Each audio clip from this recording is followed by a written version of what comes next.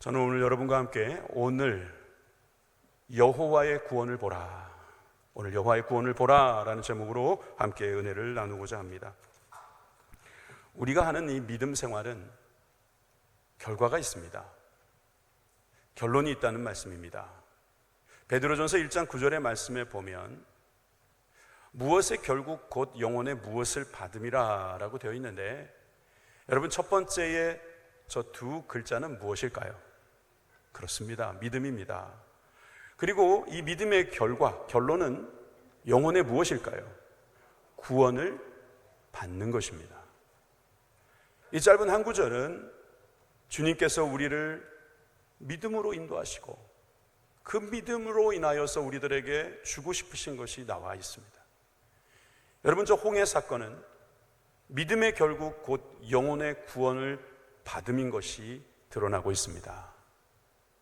홍해는 단순히 저 아프리카와 아시아를 연결하는 어떤 그런 바닷길이 아니고, 그것뿐만이 아니고 오늘 하나님께서 우리에게 구원을 주시는 그 원리가 나와 있음을 여러분 믿으시기 바랍니다. 홍해 사건을 보면서 사람들은 사면초가 가운데서 많은 일들이 일어난 것이다 라고 말합니다. 사면초가, 사면에서 초나라 노래가 들려온다 이 말이죠. 한나라가 초나라랑 전쟁을 할 때 초나라 노래를 막 사면에서 부르니까 이 한나라 군사들이 이 정신적으로 어떻게 보면 요즘 표현으로 멘탈이 깨져서 결국 지게 됐다. 그래서 사방에서 들려오는 초나라 노래. 어떤 사람은 또 이 장면을 배수의 진이라고 말하는 사람도 있습니다. 뒤에 물이 있다는 거죠. 코너로 몰아넣는 것입니다. 도간에 든 지가 되는 거죠. 어찌 보면 이 배수의 진도 좋은 작전일 수 있습니다. 극단적으로 몰고 가서 뭐 아니면 도, 싸워서 이기든지 아니면 거기서 죽든지, 어떤 그런 극단적인 작전이라고도 말할 사람이 있을지 모르겠습니다. 그런데 그렇지 않습니다. 이 홍해 도하 사건은, 이 작전은 하나님께서 우리를 구원하시기 위한 연출된 사건임을 믿으시기 바랍니다. 그것을 알기 위해서 우리는 13장으로 갈 수 있습니다. 13장 말씀에 20절과 21절, 22절 말씀까지 제가 읽도록 하겠습니다. 그들이 숫곳을 떠나서 광야 끝 에담의 장막을 치니 여호와께서 그들 앞에서 가시며 낮에는 구름 기둥으로 그들을 인도하시고 밤에는 불 기둥으로 그들에게 비추사 낮이나 밤이나 진행하게 하시니 낮에는 구름 기둥 밤에는 불 기둥이 백성 앞에서 떠나지 아니하니라. 자, 여기 지명도 나오고 주님께서 두 가지 기둥을 쓰신다는 것을 보았습니다. 인도하시기 위해서 낮에는 구름 기둥, 밤에는 불 기둥. 상상으로밖에는 볼 수 없는 그런 모습이 있고, 이것은 하나님께서 그 백성을 떠나지 아니하는 증거로 드러났다고 볼 수 있습니다. 숫곳을 떠나서 에담까지 장막을 친 이후에 모세와 이스라엘 백성들은 저 기둥을 쫓아가면서 하나님의 인도하심을 받았습니다. 오늘 다시 말씀드리겠지만 우리는 지리학을 공부하는 것이 아니라 여기에서 나오는 지명들을 통해서 하나님께서 어떻게 일하셨는지를, 그 특별히 구원의 사역을 어떻게 이루셨는지를 발견하는 것이기 때문에 그냥 참고만 하시기 바랍니다. 지도를 하나 보여드리죠. 지금은 이런 모양으로 되어 있지만 예전엔 좀 달랐을 거라고 보입니다. 특별히 저 홍해로 일어나는 그 수에즈 운하인가요? 그 운하에 작업이 많이 있었기 때문에 지금은 저런 모양이지만 옛날에는 좀 달랐을 것 같아요. 라암셋에서 출발합니다. 그런데 라암셋에서 저 가나안까지 가는 것은요 10일이면 가능하다고 합니다. 걸어서 10일입니다. 가까운 거리입니다. 그냥 가면 되는 건데 그쪽으로 가게 되면 어떤 일이 있었을까요? 왜 하나님은 저 길을 택하지 않고 왜 다른 길을 택하셨을까요? 어디로 가라고 하셨어요? 숫곳으로 가라고 하셨단 말이에요. 여러분, 이 숫곳은 어디죠? 남쪽이란 말이에요. 그리고 숫곳에서 에담 쪽으로 가라고 하는데 광야의 끝이라고 했죠. 숫곳에서 에담은 바로 동쪽 한쪽으로 자꾸 몰아 넣으시는 겁니다.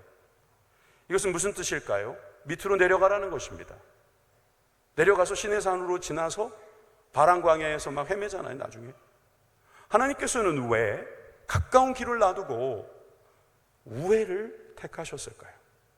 우리가 신앙생활을 하다 보면 하나님께서는 우리가 원하는 방향이 아닌, 우리가 생각하고 있는 방향이 아닌 우리 예상과는 다른 모습을 보여주실 때가 있습니다. 여러분, 왜 그러실까요? 하나님은 굳이 이런 방법을 택하신 이유에 대해서 설명해 주고 계십니다. 13장 17절에서 18절 말씀 여러분들이 읽어보시기 바랍니다. 시작.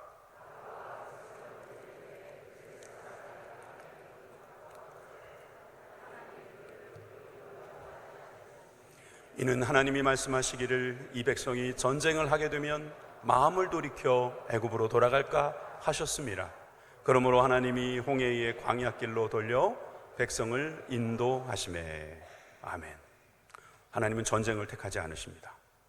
블레셋이 살고 있는 그 해안길을 가지 않게 하시는 이유는 전쟁을 하게 되면 마음을 돌이켜 애굽으로 돌아가는 것이 좋겠다고 생각할 이스라엘 백성들 너무 잘 아셨기 때문입니다. 하나님은 우리를 너무나 잘 아십니다. 우리는 하나님을 잘 모릅니다. 그러나 하나님은 우리를 잘 아십니다. 그래서 하나님은 이렇게 굳이 우리가 생각하지 않는 도리어 먼 길을 가시는 것 같습니다. 그런 길 가운데서 우리는 하나님께서 자꾸 옆으로 또 밑으로 이동시키시는 것을 볼 수 있는데 14장 2절에서부터 3절에 보면 새로운 지명이 나타납니다. 이스라엘 자손에게 명령하여 돌이켜 바다와 믹돌 사이의 비하이롯 앞 곧 바알스본 맞은편 바닷가에 장막을 치게 하라. 바로가 이스라엘 자손에 대하여 말하기를 그들이 그 땅에서 멀리 떠나 광야에 갇힌 바 되었다 하리라. 바다와 믹돌 사이, 그 믹돌이라는 곳은 애굽에서 한 끝 방향이고 그 끝에서부터 바다 사이에 있는 비하히롯이라는 곳에 가서 바알스본으로 넘어가는 것, 이것을 하나님은 택하신 게 분명합니다. 그런데 바로는 이것을 보면서 광야에 갇혔구나라고 말을 하고 결국 바로는 잘못된 선택을 하게 됩니다. 다시 그림을 보여드리죠. 이 그림을 보면 비하히롯이 어딘지 알 수 있습니다. 이 비하히롯이라는 곳은 이렇습니다. 비하히롯에 대한 뜻을 이따가 말씀드릴게요. 일단 그림부터 보여주시면 좋겠어요. 자, 지도를 보시면 숫곳에서 죄송합니다. 자, 숫곳 어디요? 에담, 그 다음에 8페이지로 가야 될 것 같아요. 자, 계속 넘어갑시다. 죄송합니다. 아니, 거기 말고. 됐어요. 이제부터 갑시다. 자, 넘어가 봅시다. 빅담에서 바다 사이에 있는 믹돌, 그리고 믹돌에서 바다 사이에 있는 비하히롯, 비하히롯이라는 곳에서 바알스본으로 넘어간다는 이야기입니다. 사실 비하히롯에서 바알스본으로 넘어가는 이 사건이 바로 홍해 도하 사건인데, 이 홍해라고 하는 것이 넓은 홍해가 있어요. 저기는 아닐 것 같아요. 저 지역은 너무 넓어요. 그리고 저 시내산 오른쪽에 있는 거는 또 요즘 많이 주장하고 있는 거예요. 지명이 비슷한 게 있다, 거기에 무슨 유적이 있다, 그래가지고 그쪽 이야기를 하는 사람도 있습니다. 다시 말씀드리지만 지금 지리학 공부하는 게 아닙니다. 그게 중요한 게 아니라 지금 비하히롯에서 바알스본으로 넘어가는 이 홍해 사건을 이야기하자는 거예요. 저기가 아닐지라도 우리가 한 가지 예상할 수 있는 것은 이건 건널 만한 거리, 그래서 그림을 다시 보여드리면 수심이 15m 정도, 그리고 비하히롯에서 바알스본까지의 거리는 한 10km 정도 되지 않을까, 이렇게 보고 있는 거예요. 자, 우리가 이 그림까지 보면서 사실 그때를 예상하고 우리가 한 가지 얻을 수 있는 것은 분명히 바다라는 하나의 한계점에 도달한 것이고, 저 한쪽 끝에서는 지금 바로가 쳐들어오고 있다는 거예요. 근데 바로가 어떻게 오는가, 성경을 읽어보면 병거를 이끌고 온다 그랬어요. 바로가 정신을 차리고 보니 노예들을 다 풀어준 거예요. 그것도 온갖 보석을 다 짊어지고 가도록 도와줬다는 거죠. 장자가 죽는 사건 때문에 바로가 결국 항복을 하고 내어준 그것이 너무나 후회가 됐던 나머지 결국 병거를 이끌고 옵니다. 지금도 역사관에 가보면 그 역사의 기록에 보면은 그때 애굽의 고대 병거들의 그림이 좀 있습니다. 이 그림을 보면 아주 가벼워 보이지만 철로 만든 전차가 있고, 그리고 말이 2마리씩 달리고요, 왕이 탄 바로가 탄 것은 4마리의 말이 이끌었다, 그런 역사적 기록이 있습니다. 그런데 또 성경을 읽어보면 이날을 위해서 600대의 병거를 특별히 제작하고, 그리고 모든 병거를 다 동원했다 그랬어요. 최소 600대라는 거죠. 그 엄청난 군사력이 지금 이스라엘 백성들을 향해 오고 있습니다. 땅이 울립니다. 뭔가 먼지가 자욱하게 보이는데 이미 그들은 겁을 집어먹습니다. 이제 이 사람들은 망망대해를 넘어가느냐 아니면 바로에게 잡혀 죽느냐. 그런데 그 중에서 수영을 할 수 있는 사람은 몇 명 없을 거예요. 갑자기 배가 나타나겠습니까? 아니면 갑자기 블레셋이 생각이 바뀌어가지고 지원군으로 오겠습니까? 지금 이 사면초가 배수의 진처럼 보이는 이 사건, 그런데 하나님은 우리들에게 시놉시스를 보여줍니다. 요즘 영화 만들기 전에 그 줄거리의 대략적인 줄거리를 보여준다고 하죠. 시놉시스 4절 말씀 봅니다. 4절 말씀을 보면 이렇게 기록되어 있죠. 내가 바로의 마음을 완악하게 한즉 바로가 그들의 뒤를 따르리니 내가 그와 그의 온 군대로 말미암아 영광을 얻어 애굽의 사람들이 나를 여호와인 줄 알게 하리라 하심에 우리가 그대로 행하리라. 주님의 예고입니다. 내가 바로의 마음을 완악하게 한다.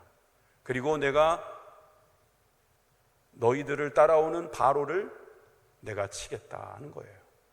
치겠다는 표현은 없지만 그들이 나를 여호와인 줄 알게 하겠다. 내가 누군지 보여주겠다. 그렇게 말씀하시는 겁니다. 여러분, 그래서 이 바로의 마음을 완악하게 했다는 말을 여러분들은 또 아마 마음에 걸릴 거예요. 결국 그럼 하나님께서 바로의 마음을 그렇게 조정하셔서 결국 이 전쟁을 하시는 건가? 저는 그런 뜻으로 보지 않습니다. 바로는 원래 마음이 완악했습니다. 그런데 그가 하나님께 한 대 맞고 이제 잠시 좀 조용한가 싶더니 다시 완악하게 된 거예요. 완악하게 되도록 그냥 허용하신 거예요. 하나님께서는 이렇게라도 하나님의 일을 하실 때 사람들의 마음이나 환경까지도 주장하시는 모습을 볼 수 있습니다. 저는 오늘 이 사건 속에서 이 홍해, 이 구원 사역을 통해서 하나님께서 우리들이 이 깨달아야 할 것을 2가지로 말씀하신다고 생각합니다. 첫째는 두려워 말고 굳건하게 서라는 것입니다. 두려워 말고 굳건하게 서라. 여러분, 우리가 언제 두려워합니까? 보았을 때 두려워합니다. 느꼈을 때 두려워합니다. 알았을 때 두려워합니다. 자, 오늘 본문을 볼까요? 10절입니다. 바로가 가까이 올 때에 이스라엘 자손이 눈을 들어본즉, 여러분, 이스라엘 사람들이 봤습니다. 뭘 봤어요? 바로가 오는 것을 봤어요. 바로와 그의 군대가 오는 것을 봤어요. 여러분, 신앙생활에는 이 보는 게 굉장히 중요합니다. 뭘 보느냐가 중요하다는 이야기입니다. 이스라엘 자손이 바로를 보았을 때는 심히 두려워했다고 성경은 기록하고 있지요. 애굽 사람들이 자기의 뒤를 잃은지라 이스라엘 자손이 심히 두려워하여 여호와께 부르짖고, 그렇습니다. 두려울 때는 부르짖어야죠. 하나님 살려주십시오. 하나님 나를 구해주십시오. 여기서 죽이시겠습니까? 여기까지 이끌어주신 하나님 구해주십시오. 이렇게 하면 좋았을 텐데, 거기로 끝났으면 좋았을 텐데. 자, 11절, 그들이 모세에게 이르되 애굽에 매장지가 없어서 당신이 우리를 이끌어내어 이 광야에서 죽게 하느냐? 어찌하여 당신이 우리를 애굽에서 이끌어내어 우리에게 이같이 하느냐? 원망과 불평을 쏟아내기 시작합니다. 여러분, 우리가 두려워하기 시작하면요, 모든 것이 원망스럽습니다. 두려운 사람의 특징은 불평이 있다는 겁니다. 내 힘으로 안 된다는 걸 아니까 할 수 있는 건 말밖에 없는 겁니다. 불평하고 원망하고 내가 원하지 않았다고 말하는 것이지요. 나는 여기까지 올 생각이 없었다고 말하는 거예요. 당신이 나를 이끌어내서 우리가 죽게 생겼다고 탓하기 시작하는 겁니다. 12절에 가보면 이렇게까지 말합니다. 우리가 애굽에서 당신에게 이른 말이 이것이 아니냐, 이르기를 우리가 내버려두라, 우리가 애굽 사람을 섬길 것이라 하지 아니하더냐. 애굽 사람을 섬기는 것이 광야에서 죽는 것보단 낫겠노라. 노예 근성이 다시 살아나는 겁니다. 난 차라리 노예로 사는 게 좋다. 노예에서 벗어나게 해준다고 했을 때 그렇게 좋아서 바리바리 싸들고 나올 때는 언제고, 앞에는 바다, 뒤에는 바로가 쳐들어오니 차라리 우리가 애굽으로 돌아가서 거기서 노예로 평생 사는 것이 좋겠다, 이런 선택을 하는 이스라엘 백성들이 있었다는 겁니다. 신앙생활 하다 보면 구원받은 것이 너무나 은혜롭고 감사한데 어느 날 생각해 보면 내가 왜 여기까지 와 있을까? 내가 예수님 믿으니 불편한 게 한두 가지가 아니네. 내가 돌아가야겠다. 옛날처럼 그렇게 내 맘대로 사는 게 좋겠다. 내 맘대로가 아니지요. 마귀에게 노예가 되는 것이지요. 어둠으로 다시 들어가는 것입니다. 집어른 남 못 준다는 말처럼 그때를 그리워하면서 원망과 불평을 늘어놓습니다. 그 원인이 뭡니까? 바로 두려워하기 때문입니다. 두려워하지 마시기 바랍니다. 루마니아에 범브란트라는 목사님이 계셨습니다. 이분이 사역을 하다가 감옥에 들어가게 됐어요. 장기 봉역을 하다 보니까 이제 성경을 많이 읽게 됐는데, 읽다 보니까 두려워하지 말라는 말씀이 성경에 366개가 있더라는 거예요. 하루는 기도하다가 하나님께 물어봤답니다. 하나님, 왜 366개입니까? 365개가 맞지 않습니까? 그랬더니 하나님께서 그러시는 거예요. 윤달이 있지 않냐? 윤달이 있으니까 그때도 두려워하지 말라는 거예요. 금년에 366일인 거 아시죠? 366일 두려워하지 말라는 것입니다. 여러분, 두려워하지 마시기 바랍니다. 여러분, 이 두려워하지 않는 거, 이것만으로도 여러분 정말 우리는 구원에 이르는 귀한 은혜 가운데 있음을 깨닫게 됩니다. 사실 두려워하는 것은 눈을 뜨고 세상을 볼 때 두려워할 수 있어요. 그러니까 눈이 좋은 사람이에요. 생각을 하는 사람이에요. 생각을 하니까 두려운 거예요. 근데 생각하는 게 아니라 믿음을 가지는 거예요. 신앙생활은 생각하는 것이 아니라 믿는 것입니다. 보는 것, 근데 어디를 보느냐, 이게 중요하다는 것이죠. 지금 13절에 보니까 모세가 백성에게 이렇게 말합니다. 너희는 두려워하지 말고 가만히 서서. 여러분, 여기 가만히 서서라는 말도 포함되어 있지 않습니까? 가만히 서 있다, 이 히트 야차브라는 말인데, 이 말은 견고히 서라, 이런 뜻이에요.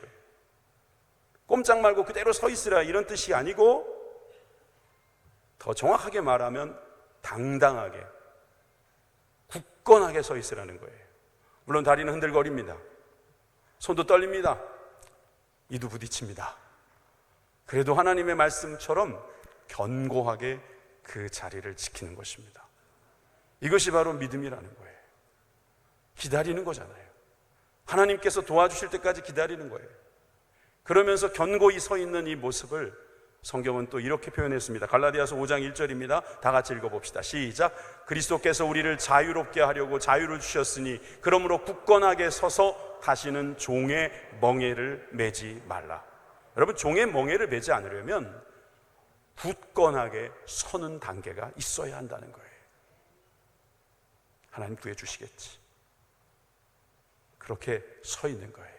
두려워하지 않는 거예요. 그 사람은 두려워하지 않기 때문에 거기서 굳건하게 서 있을 수 있는 것이죠. 영어 성경에도 보면 이것을 stand firm이라고 되어 있어요. 서 있다, firm, 단단하게 서 있으라는 거예요. 주님은 우리가 단단히 서 있게 하시기 위해서 늘 우리들에게 말씀을 주십니다. 이사야 말씀의 41장 10절에 두려워하지 말라, 내가 너와 함께함이라. 놀라지 말라, 나는 내 하나님이 됨이라. 내가 너를 굳세게 하리라. 참으로 너를 도와주리라. 참으로 나의 의로운 오른손으로 너를 붙들리라. 믿으십니까? 아멘이십니까? 여러분, 주님은 두려워하지 말라고 말씀하십니다. 왜? 주님은 여러분과 함께 하시기 때문이에요. 불기둥, 구름기둥으로 여러분들과 함께 계신다는 사실을 믿으시기 바랍니다. 놀라지 마십시오. 하나님이십니다. 하나님입니다. 하나님. 너를 굳세게 하신다는 그 하나님, 도와주리라는 그 하나님, 의로운 오른손, 가장 강한 손인 것이죠. 하나님께서 우리를 붙들어 주심을 믿으시면 아멘 합시다. 이것을 믿는 사람들은 굳건하게 설 수 있겠죠. 히브리서 11장 29절에도 결국 이 사건을 이렇게 기록하고 있습니다. 믿음으로 그들은 홍해를 육지같이 건넜으나 애굽 사람들은 이것을 시험하다가 빠져 죽었으며, 하나님을 믿는 사람은 살려주시고 하나님을 시험하는 사람은 죽이셨다, 이 말입니다. 이게 너무 극단적인 표현 같지만 하나님은 이 홍해 사건에서 둘을 나누십니다. 살릴 사람과 죽일 사람을 나눈다는 거예요. 다시 말해서 광야에 들어가서 하나님 나라로 하나님과 교제하는, 하나님과 친밀해지는 관계 속으로 들어가게 할 사람과 거기에 들어가지 못하게 할 사람을 주님은 구분하신다는 거예요. 어떻게 해요? 믿는 사람과 시험하는 사람. 이 세상에는 하나님을 믿는 사람이 있고 하나님을 시험하는 사람이 있어요. 시험하지 마세요. 하나님은 시험 받으실 분이 아닙니다. 하나님을 믿으시고 두려워 마시기 바랍니다. 굳건히 서시기를 주님의 이름으로 축원합니다. 두 번째로, 하나님이 누구신지 알아야 할 것입니다. 하나님이 누구신지 알라고 그 홍해 앞에 세우신 것입니다. 13절 후반부를 계속 읽습니다. 여호와께서 오늘 너희를 위하여 행하시는 구원을 보라. 너희가 오늘 본 애굽 사람을 영원히 다시 보지 아니하리라. 여러분, 이 선고는, 이 선포는 이스라엘 백성들이 이제 구원을 받는 장면이자 바로 믿음의 이스라엘인 저와 여러분들이 하나님께서 구원하실 것이라고 하는 말씀을 포함하고 있습니다. 성경을 읽다 보면 순서대로 읽게 되죠. 창세기에도 구원이란 단어가 나오긴 합니다. 근데 요셉의 형제들이 구원 말하지만 이것은 하나님이 말씀하신 구원이 아니에요. 하나님께서 구원하시겠다는 표현은 여기가 처음입니다. 출애굽기 와서야, 그것도 홍해 앞에서야 하나님께서 내가 너를 구원한다, 이런 말씀을 하고 계신 거예요. 그러니까 여러분, 6월절 그 사건에서도 내가 너를 구원하기 위해서 너를 건진다, 이런 표현 안 쓰시고 이 홍해 앞에서 주님께서 구원하겠다, 너희들은 이것을 보라, 이 말씀입니다. 이것을 보라라고 말씀하시는 것은 보고 하나님을 알아라 하는 뜻입니다.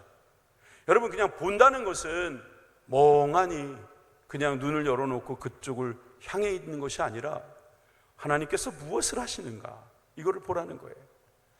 홍해 사건은 이 구원이 어떻게, 왜, 어디서 일어나는지를 말씀하고 있거든요.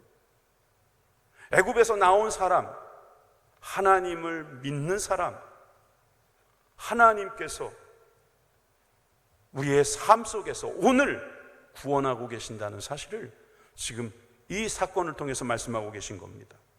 출애굽기 15장 2절에도 하나님의 구원을 노래하지 않습니까? 홍해를 건넌 이들이 노래하는 그 노래에 구원이 들어있잖아요. 여호와는 나의 힘이요 노래시며 나의 구원이시로다. 그는 나의 하나님이시니 내가 그를 찬송할 것이요 내 아버지의 하나님이시니 내가 그를 높이리로다. 여러분, 하나님을 알게 된 겁니다. 하나님은 구원의 하나님이라는 것을 깨닫게 된 것입니다. 호세아는 6장 3절에서 이렇게 말했습니다. 그러므로 우리가 여호와를 알자. 힘써 여호와를 알자. 그의 나타나심은 새벽빛같이 어김없나니 비와 같이 땅을 적시는 늦은 비와 같이 우리에게 임하시리라 하니라. 나는 인애를 원하고 제사를 원치 아니하며 번제보다 하나님 아는 것을 원하노라. 여러분, 형식주의에 빠지지 말고 하나님 아는 곳에 빠지라는 거예요. 여러분, 하나님을 힘써 하시기를 주님의 이름으로 축원합니다. 하나님을 알려면 어떻게 해야 됩니까? 하나님을 봐야죠. 애굽을 보는 게 아닙니다. 바로를 보는 것이 아닙니다. 그의 병거를 보는 것이 아닙니다. 하나님을 보는 것입니다. 신앙전쟁은 시선전쟁입니다. 어디를 보느냐는 거예요. 없는 게 아니라 있기는 있는데 거기를 안 보는 것입니다. 안 보이는데 보는 것입니다. 이것이 바로 신앙입니다. 그래서 안 보이는 것을 보는 것, 이것을 믿음이라고 말하는 것이죠. 하나님께서 이스라엘 백성을 어떻게 구원하시는가? 이 구원하시는 것에 대하여 이사야는 이렇게 말씀하십니다. 이사야 43장 16절에서 17절 다 같이 읽겠습니다. 시작. 나 여호와가 이같이 말하노라.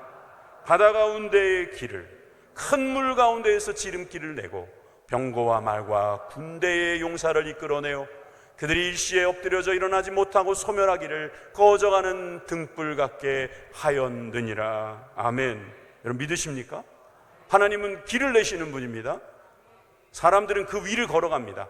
그렇다고 하나님도 길을 걸어간다고 생각하지 마십시오. 하나님은 길을 만드시는 분입니다. 하나님이 지나가시면 길이 되는 겁니다. 우리가 구원받은 것은 길이 났기 때문입니다. 하나님께서 우리를 구원하시는 길을 만드셨기 때문입니다. 그 길을 만드시는 하나님, 길을 여시는 하나님, 그 하나님을 보시기를 주님의 이름으로 축원합니다. 하나님께서는 그 대적하는 악한 마귀들을 소멸하는 등불처럼 불어서 없애버리신다는 거예요. 그래서 우리가 하나님을 알아야 되는 거예요. 이사야 55장 9절의 말씀에도 이는 하늘이 땅보다 높음같이 내 길은 너희의 길보다 높으며 내 생각은 너희의 생각보다 높음이니라. 하나님과 우리의 차이는 하늘과 땅 차이, 비교할 수 없는 차이. 이것을 아는 것, 그래서 이것을 알므로 인하여서 내가 하나님의 전적인 은혜로 구원받았다는 사실, 이것을 믿는 것, 여러분 이것이 바로 구원인 줄 믿습니다. 하나님께서 우리에게 이렇게 구원하시는 겁니다. 길을 내시고 길을 만드시고 그 위를 걸어가실 때 대적들을 멸절하시는 그런 하나님을 우리는 믿어야 합니다. 사실 이런 사건 이후에 우리가 오늘 읽지는 않았습니다만은 사실 영화에도 이런 내용들이 많이 나오는데요. 예전 10계라고 하는 영화에 보면은 모세가 이러잖아요. 갑자기 지팡이를 탁 드니까 CG죠, CG. 물이 쫙 갈라집니다. 그럼 막 백성들이 막 놀랍니다. 그리고 거기를 막 걸어가죠. 근데 작가들이 성경을 좀 자세히 읽었으면 좋겠어요. 성경적인 이야기가 아니에요. 정확히 말하면 하루 걸립니다. 밤새 그 갈라진 그 땅이 마른 땅이 되게 하십니다. 생각해 보세요. 이 바다로 계속 있었던 이 땅이 얼마나 질퍽질퍽하겠어요. 아무리 모래라도 그렇죠. 밤새 바람을 불게 하셔서 그 길을 말리시는 거예요. 그래야만 장정만 60만이 되는 사람이 걸어 지나갈 수 있죠. 그러니까 하나님께서는 지나가도록 만드시는 거예요. 그럼 여기서 여러분 궁금한 점이 생깁니다. 그럼 바로의 군사들은 뭐 하는 거냐? 20절에 읽어보시면 어둠으로 막아버리신다는 거예요. 그러니까 무슨 말이냐면 앞에서 구름기둥, 불기둥으로 인도하시는 하나님께서 뒤에는 어둠으로 막아버리시는 거예요. 바로가 보이지 않도록, 바로가 볼 수 없도록, 그 군대들이 오지 못하도록 주님은 막아놓으시고 우리들에게 밤새도록 지켜주시면서 그 길을 걸어가도록 만들어주시는 거예요. 이걸 영화적으로 표현하기가 어려워서 그렇게 한 것 같긴 해요. 하나님은 우리를 위하여 길을 만드실 때 여러분 주님께서는 때로는 뒤를 막아주시기도 하는 거예요. 앞으로 인도하시기도 하지만 뒤에서 마귀가 틈 못하도록, 마귀들이 우리를 어찌하지 못하도록 막아주신다는 사실을 여러분 믿으시기 바랍니다. 여러분 그렇기 때문에 14절 이렇게 주님께서 하신다는 거예요. 여호와께서 너희를 위하여 싸우시리니 너희는 가만히 있을지어다. 아까 13절에도 가만히 서서 이러더니 또 가만히 있으라고 하시네. 주님께서는 자꾸 가만히 좀 있어라, 가만히 좀 있어라 하시는 것 같아요. 그런데 여기서 가만히 있을지어다의 이 가만히 있으라는 말은요, 원어로 보면 달라요. 하라슈라는 말에서 나왔는데 잠잠하라는 거예요. 영어로 보면 be still이라고 해서 다르게 번역됐어요. stand firm, be still. 우리나라는 가만히 있어라 이렇게만 번역했지만 완전히 다른 말이죠. 가만히 있으라는 거예요. 여러분 우리가 잠잠히 있어야 된다는 것은 무슨 의미일까요? 우리는 방어기제라는 게 있어요. 어떤 일이 있을 때 변명하고 싶어요. 회피하고 싶어요. 그래서 그것 때문에 자꾸 말을 해요. 원망하고 불평하고 핑계를 대고. 그런데 자신을 합리화시킬 필요 없이 그냥 가만히 있으라는 거예요. 잠잠히 있으라는 겁니다. 하나님께서 구원해 주실 것을 믿고 잠잠하라는 거예요. 내가 나서야지 되겠지, 내가 나서라고 하시는 건가 보다. 그리고 나타나지 말라는 거예요. 아, 이거 내가 열심히 먹었는데, 열심히 하라고 해서 했는데, 주신 거라고 해서 내가 다 어떻게 해봤는데 이거 어떡하지? 주님이 이렇게 말씀하십니다. 얘야, 오늘 계산 내가 한다. 오늘 계산 내가 할게. 그 말씀이에요. 제가 지난번에 어느 식당에 가서 식사를 했는데, 제가 참 사랑하고 존경하는 권사님께서 저에게 오셔가지고 인사를 하신 다음에 제가 다 계산했습니다 이러시는 거예요. 여러분, 왜 인상이 그래요? 여러분, 식당에서 만나면 제가 계산할 테니까 걱정하지 마세요. 근데 그 권사님께서 먼저 계산하고 가시는 거예요. 너무 죄송하고 너무 감사하더라고요. 그런데 하나님이 그러신다니까요. 다 먹여놓으시고요, 계산은 내가 아마 하시는 거예요. 너는 가만히 있으라는 거예요. 잠잠히 있으라는 거예요. 그러니까 우리 머리로는 이해가 안 되는 거예요. 하나님이 뭐가 아쉬워서 그렇게 하시냐는 거죠. 하나님의 사랑을 아시겠어요? 하나님 보시고 계십니까? 여러분, 오늘 하나님께서 우리에게 잠잠히 있으라고 하는 거, 로마서에서는 이렇게 기록하고 있습니다. 로마서 4장 5절. 이를 아니할지라도 경건하지 아니한 자를 의롭다 하시는 이를 믿는 자에게는 그의 믿음을 의로 여기시나니. 여러분, 우리가 일을 안 한다는 거예요. 잠잠히 있을지라도, 가만히 있을지라도 경건하지 않은 자를, 즉 죄인인 우리들을 의롭다 하시는 이를 믿는 자, 예수님을 믿는 자에게 그의 믿음으로 의를 여기신다, 구원하신다는 말씀이지요. 잠잠히 있어야 한다는 말입니다. 우리가 뭘 한다고 하는 게 아니에요. 구원은 우리가 하는 것이 아니라 하나님께서 하시는 것임을 믿으시기 바랍니다.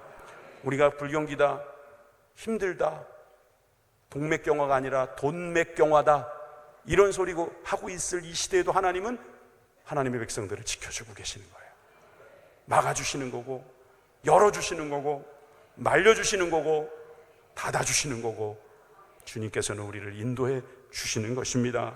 너희는 가만히 있어 내가 하나님 됨을 알지어다. 시편 46편의 말씀처럼 우리는 주님의 주님 되심을 믿어야 될 줄 믿습니다. 알게 되시기를 바랍니다. 요한복음 5장 24절의 말씀처럼 사망에서 생명으로 옮기시는 하나님의 거룩한 계획을 믿으시기 바랍니다. 다 같이 읽어봅시다. 시작. 내가 진실로 진실로 너희에게 이르노니 내 말을 듣고 또 나 보내신 이를 믿는 자는 영생을 얻었고 심판에 이르지 아니하나니 사망에서 생명으로 옮겼느니라. 아멘. 주님께서 일을 하신다는 겁니다. 사망에서 생명으로 옮기는 일, 구원하시는 일을 하고 계심을 믿으시기 바랍니다. 그럼 목사님, 우리가 할 일은 전혀 없는 겁니까? 성경은 뭐라고 말씀하실까요? 15절에서 16절, 여호와께서 모세에게 이르시되 너는 어찌하여 내게 부르짖느냐? 이스라엘 자손에게 명령하여 앞으로 나아가게 하고 지팡이를 들고 손을 바다 위로 내밀어 그것이 갈라지게 하라. 이스라엘 자손이 바다 가운데서 마른 땅으로 행하리라. 하나님은 앞에 있는 것을 보여주십니다. 우리는 눈이 나빠요. 10년 후, 20년 후 내다볼 수 없어요. 그냥 그 앞에까지만 보여주세요. 그러면 우리 같은 시력으로는 그 앞에까지만 보여주시는 거예요. 그리고 그 앞에를 인도해 주시는 거예요. 그리고 모세에게도 일을 시키셨어요. 지팡이로 갈라라. 여러분, 지팡이에 능력이 있는 겁니까? 모세가 능력이 있는 겁니까? 아니죠. 하나님의 능력으로 모세를 쓰셨을 뿐인 것이죠. 하나님은 우리를 그렇게 쓰시는 겁니다. 그러니까 하나님께서 우리에게 하라 하시는 것만 하면 된다는 거죠. 여기에서 순종이라는 말이 나오는 것입니다. 여러분, 우리는 새로운 사람이 되었다, 새로운 피조물이 되었다고 말합니다. 고린도후서 5장 17절의 말씀, 누구든지 그리스도 안에 있으면 새로운 피조물이라 이전 것은 지나갔으니 보라 새 것이 되었도다. 여러분, 우리가 이제 홍해를 지나서 새로운 사람이 된 것입니다. 물이 바다 덮음같이. 여러분, 이 말씀도요, 바다를 물이 덮지 그럼 뭐가 덮냐 이러실 수 있는데, 이 바다보다 더 큰 물이 있다는 뜻이에요. 그 물이, 하나님의 은혜의 물이 그 바다를 덮어버린다는 것입니다. 하나님께서 일을 하신다는 거예요. 상상할 수 없죠. 우리의 힘으로는 할 수 없는 일, 그것이 바로 구원이고 하나님께서 저와 여러분들에게 주시는 복인 줄 믿으시기 바랍니다. 오늘 말씀을 잘 깨닫고 오늘 여호와의 구원을 보게 되는 하나님의 거룩한 백성들 다 되시기를 주님의 이름으로 축원합니다. 기도하겠습니다.